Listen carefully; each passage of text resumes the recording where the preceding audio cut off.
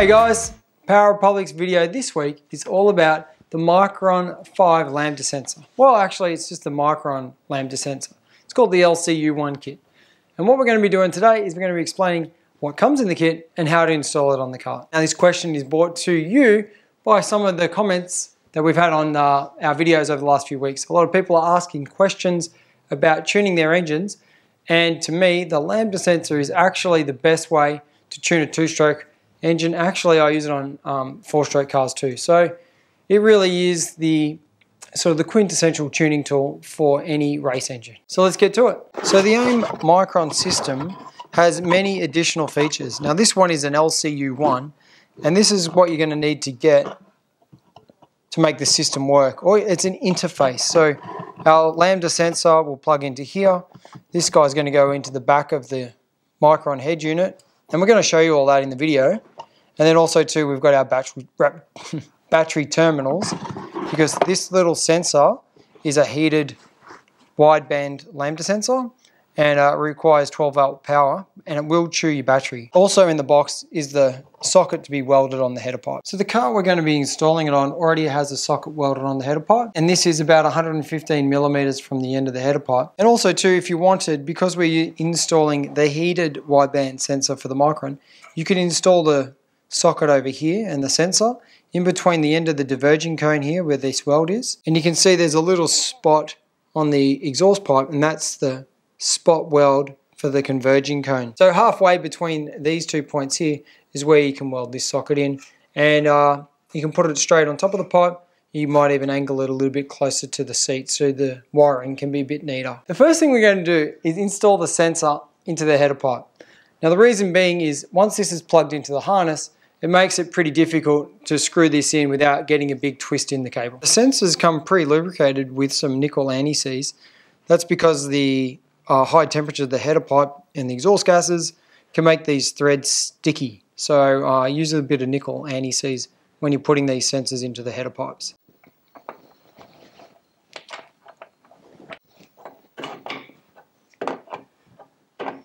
And then using a 22 millimeter spanner if you've got one, or if you can find a shifter, adjustable spanner, do the sensor up till it's firm on the washer.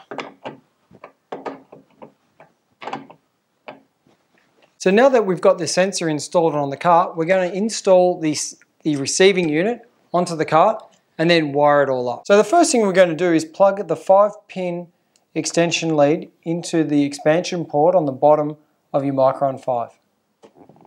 Just keep in mind that there's a little indent on the socket that goes to the top for alignment.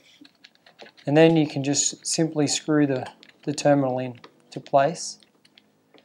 And then what I like to do, once I've got that done, is rotate the wheel all the way to the left so it's at full extension, and then I can zip tie the lead back to the main harness. And the reason being is that when you turn the steering wheel this way, you get a little bit of slack, but when you turn it to the left, it pulls the cables to their maximum. So you put the steering wheel to the left and then zip tie the harness, zip tie the wires back to the harness.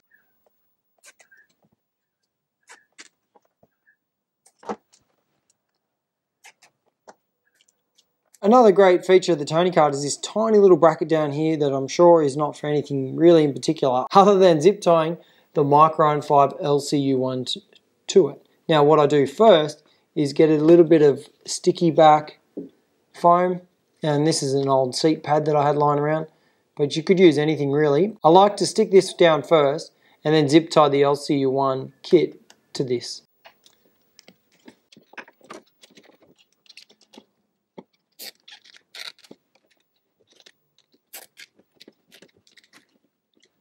So if your kart is not the same as this one, feel free to put the LCU1 kit wherever you can find a safe place on the kart. And what we do is use that little bit of foam for protection. It is an electronic component. There is sensitive electronics inside that unit that are susceptible to vibrations. So anything you can do to mitigate the damage caused to the unit, which does happen over time, especially in go-karting, should be employed. So a little piece of foam, some hardback rubber, something like that, and then zip tie it to the seat or the frame. So if you have some excess cable, just double it back on itself and run a little zip tie on to keep it nice and neat and compact if you can.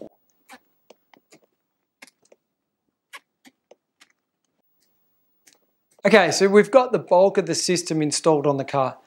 Now we're just going to install the power lead to the battery, hook up the sensor, tie all the leads back, and then lastly I'm going to show you guys how to activate it on the head unit. So the push terminals of the main harness are going to piggyback to the wiring harness for the LCU1. You can see here we've got these special clips that have got a double adapter style. So this one's going to slide on the battery terminal, and then the main harness for the engine is going to slide onto the spade. And it's the same for the other side.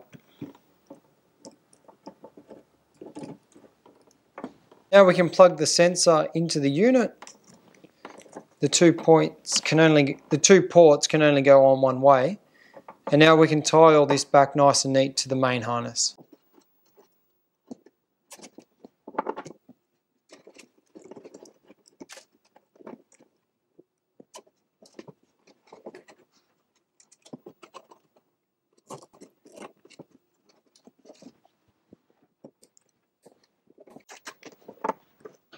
If you want to get real fancy, you can drill a couple of holes in the seat and then add a zip tie and a piece of fuel line, and then you can make little step-offs so that you can zip tie these in nice and neat to the cart, and that'll keep the lead away from the hot water hose.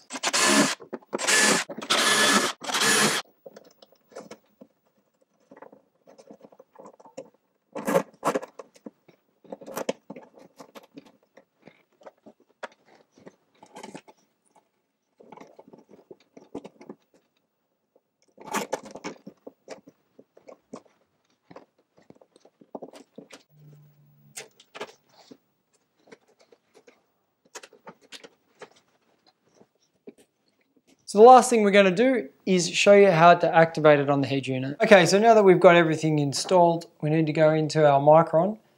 Also too, while I'm at it, make sure you've got the latest version of the software for your head unit downloaded and installed onto your Mychron 5. And then we're just going to use the next button to come over here to configure our parameters. We're going to go over to this little guy, drive display setup, press the enter key. Okay, we're in our custom. Now remember from our previous video, custom 2, custom 3, custom 4. We've got that switched off, that switched off. Everything's switched off except for custom number 1. And we've got it enabled, it says yes. And then over here it says config. We're going to press configure. And then we're going to go next, or previous, and we're going to select this external battery which we don't need anymore. And if we just press the select button, it's going to come up with our menu over here. And we just need to scroll through and we're going to put the Lambda value. You can use AFR if you want. And just select that and you can see it's been selected, LMD. Exit, exit, exit, exit. We're back to the home screen. And there's your Lambda sensor there in the bottom left-hand corner. So there you have it. That's the Lambda LCU1 kit, all installed, ready to go. This is the best way I know how to tune two-stroke engines. And the best thing is that you can see it on the screen. So you're at the track and you're driving around and you just notice the engine's not performing so well. Check it on down the straight. You have a look at your Lambda numbers. You want to aim for 0.90 to 1.00. So 0.90 or 90.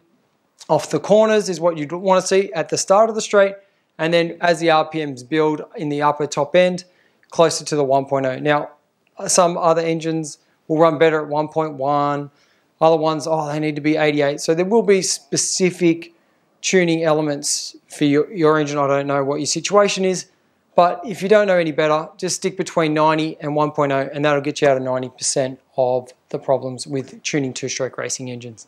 If you've made it this far, thank you very much. We really appreciate all you guys tuning in every week, asking questions in the comments section, following us on Instagram, smashing those like buttons, giving us the thumbs up. Look, it really means a lot to us. Keep it up. Thank you very much. Also, a special mention to all our Patreon and YouTube subscribers or members, and also our subscribers as well. Thanks for tuning in. See you in the next video.